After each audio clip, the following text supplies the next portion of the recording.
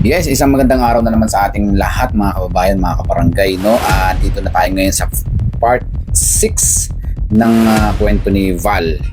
Alright, so after tulungan ni Daddy Frankie, itong si Val, pagkatapos niyang bihisan, paliguan, ipasalon, totally makeover talaga, no? Tapos pinag-shopping niya pa ng damit. Binigyan niya pa ng cellphone at pera.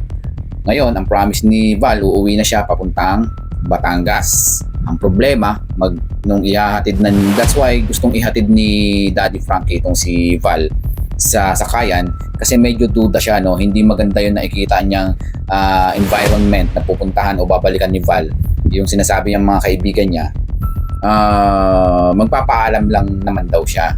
No? Gusto niya magpaalam bago tuluyang umalis. Ang problema, yun nga, hindi nagkamali si Daddy Frankie ng kanyang instinct. Kaya that's why nung makikita ninyo yung last video bago sila naghiwalay dun sa part 4, sabi niya, ingatan mo yung pera mo. Ang sabi naman nito, akong bahala, magpapaalam lang naman daw siya and then aalis na. So yun, hindi nga nagkamali. Kinabukasan, hinanap nila si Val. Dahil syempre, inaasahan nila, may cellphone na, naghahanap sila ng update. So ini-expect ni Daddy Frankie na mag-update, nakauwi na. So nagtataka, bakit walang update? So yun, di nga nagkamali. Nakita nila uli si Val nasa gilid ng kalsada, somewhere near kung saan nakita si Val. Eto na yung nangyari. Sa ginawa or trato sa kanya ng kanyang mga magulang. So mga kababayan, for the second chance, pupuntahan ko, kakausapin ko. Ang galing, no? Hindi niya sinukuan. Gusto niya malaman kung ano nangyari. Pero pangalawang disappointment na to ni Daddy Frankie. Nung una, hindi siya sinunod, binigyan ng pera para magbihis, bumili ng damit, and then bumili chinelas, hindi niya sinunod. Instead, nakainom pa nung nagkita sila nung kinabukasan. So ito na. Ha? Kayo pera. Bakit? Paano lang gano'n ako doon? Ha? Binigyan ko sila ng 200. Siyempre, uwi na ako ng palatagan. Oh. Tapos, ayun, tapos, nagpabili sila ng jeans. Napainom ako. Tapos, nung gabi, hinakot. Sabi ko sa'yo, sasakay na kita sa bus. So yun na nangyari, no? Mga kababayan, nagpaalam naman, totoo naman nagpaalam. So binigyan daw ng 200 bawat isa ng mga kaibigan niya doon. Tapos syempre humirit na sige, parang despedida pa. Painom ka naman, painom daw siya. Ngayon nga lang, nung nalasing siya, yun, doon na siya ninakawan. Sino kumuha ng cellphone? Hindi ko wala. Basta inilagay ko lang doon sa ng ano. Okay, halika, sama ka na lang sa akin. Dalhin na lang kita sa Batangas. Ha? Ihatid na lang kita. Wait lang. Sabi ko sa'yo eh. Last chance. No? Halika na. Mga kababayan, dalhin na lang natin. Invite ni Daddy Frankie na binigyan niya pa ng last chance. Nainis ako. Madumi ako. Okay lang. Nahiya siya, madumi daw siya. Sabi ko, dapat mo sana madaanan ako. Laging ka. Kasi sa totoo lang, nung time na ihahatid ka namin, gustong-gusto talaga kita pasakayin na sa bus, sa PLTV ba yun? Gusto ko sila libre. O tapos, anong nangyari after nun? Kasi sabi mo sa akin nun, Magpapaalam. okay, abante tayo? Magpapaalam ka lang sa kanila and then sasakay ka na sa bus papuntang Batangas. So yan mga kababayan, no, kung mapapansin niyo, ini-interview ni Daddy Frankie itong si Val kung ano talaga nangyari. O sa ano na yan, sa part na yan, is kunento lang ni Val yung totoong nangyari. Yun nga, binigyan ng 200. Ang purpose niya lang naman is gusto niya magpaalam. Ngayon, sinasabi naman ni Daddy Frankie, sabi naman sa iyo ihahatid na dapat kita kaya binalikan kita. So, ipo-forward natin yan guys, no? Ipo-forward natin yan. Gusto kong makita ninyo kung paano bibigyan uli ng chance itong si Val. Kasi yun yung sinasabi ko sa inyo nung mga nakaraang video na merong mangyayari hindi maganda. Okay, ito yun. Ito yung hindi natin ine-expect na gagawin. Ako, today, may schedule ako ng after lunch. No? Sige, paliguan muna natin mga kababayan, tapos kakain. Tara, baba tayo. Madumi na to. Okay lang, sige. So yan, inuwi uli ni Daddy Frankie kung saan niya dinala dati, kung saan naligo si Val. Dito sa may lugar nila sa Makati. Para maligo uli kasi nadatnan niya na medyo marumi na uli si Val. Imagine niyo guys, no? Isang araw lang yung lumipas. ganyan na yung nangyari uli. Okay, so kumbaga sa iba yan, mawawalan ng pag-asa, tinulungan kita tapos ganyan na naman ang gagawin mo. Pero ito si Daddy Frankie, hindi niya sinukuhan. Tinuloy-tuloy niya pa rin yung kanyang mission dito sa taong to. Let's say, syempre, it's a content, pero ilagay natin yung sarili natin bilang isang charity vlogger na talagang meron siyang gustong patunayan dito sa taong to. Kasi kung mapapansin niyo, nung una sabi niya, ibalik natin, sayang. So yun yung naging challenge kay Daddy Frankie na what if maibalik ko. So nag-fail siya first time, nag-fail siya yung hindi sinunod ni Val yung kanyang sabi na maligo ka, bumili ka ng tsinelas, magbihis ka, susunduin kita. So nag-fail siya doon. Second time naman, eto na yung hindi pagsunod. Siyempre, sa isang banda, meron din kagandahang loob talaga to si Val na gusto niyang magpaalam na maayos. Ang problema, since ang mga kasama niya ron hindi magandang influence sa kanya at saka siyempre strict, nasa kalye yung mga, I'm sorry sa term, pero ugaling kalye kasi yung mga nakasama niya. That's why yun na yung environment doon di ba?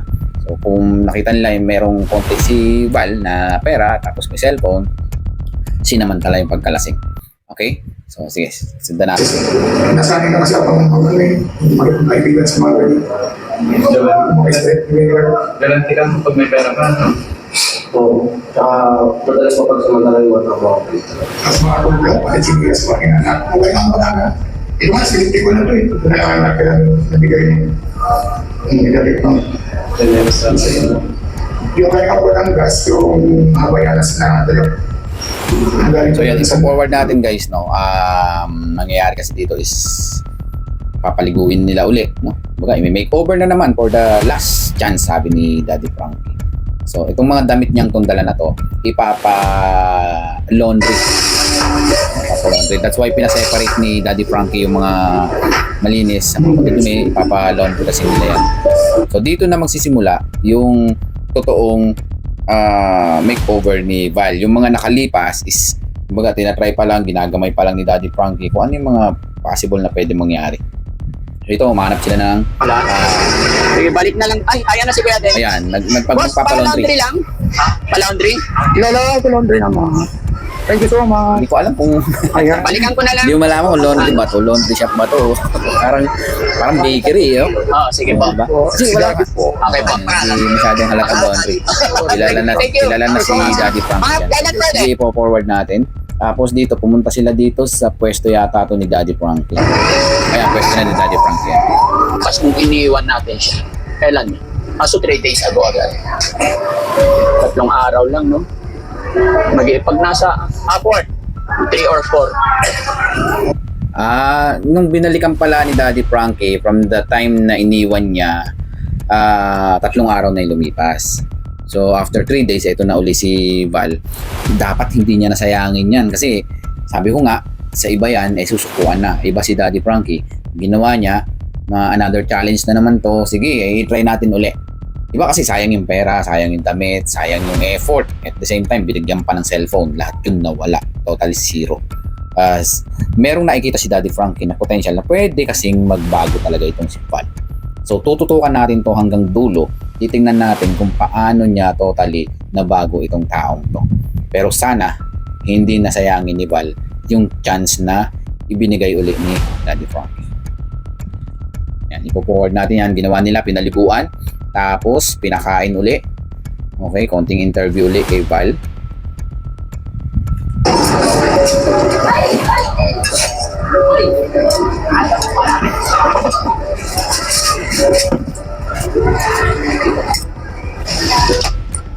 Di ba? Kung mapapansin mo siya kumilos, hindi siya yung talagang basta-basta rin na hindi naman talaga siya strict dweller ba yun? O basta ganun, hindi siya taong grasa talaga totally. Based to sa mga napanood ko kasi tinapos ko talaga yung buong video. That's why sinishare ko sa inyo isa kasi ito sa mga nagustuhan ko.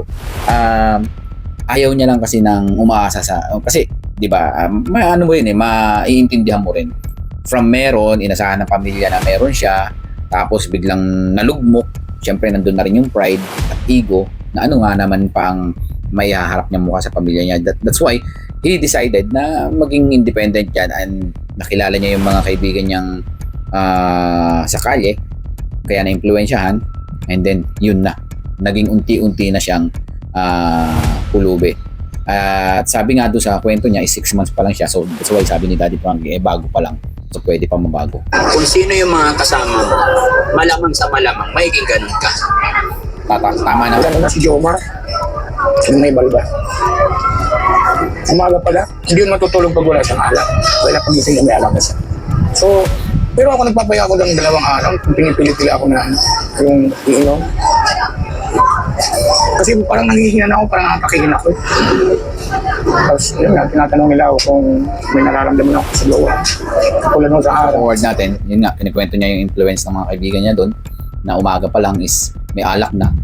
So kung sabi naman ni Daddy Frankie, kung magtatagal ka pa dyan, kung ano yung mga kasama mo doon, kung ano yung mga kaibigan mo doon, magiging ganun ka rin. Siyempre, ako din yung kung ibang barkada ko doon. Marami akong barkada sa Manila. Wala namang ngayon, nagkatrabaho. Sige, ganito, tapusin mo muna yung kain mo, mamaya mag-usap tayo ulit. Tapos gusto ko tapusin muna yung pagkain. So guys, abangan niyo po yung susunod na upload namin. Kasi pag-iisipan ko kung ano yung gagawin ko dito, ano gagawin ko sa kanya. Pero ito lang ma-assure ko sa inyo mga kababayan. Siyempre pangit naman na pagkultuhan kami din. Tapos ito lang po ma-assure ko sa inyo mga kababayan. Hindi ko po muna siya ibibitaw hanggang hindi ako napag-isip kung ano ang pinaka-best thing. So yun, kung narinig niyo guys, no, pinapatapos siya na sa pagkain. Tapos pag-iisipan ni Daddy Frankie kung ano yung the best na pwede niyang gawin dito o pwede niya ibigay na tulong dito kay Val. Okay, sa susunod nating upload, doon nating makikita kung ano talaga ang plano ni Daddy Frankie dito kay Val. With that, thank you very much and God bless.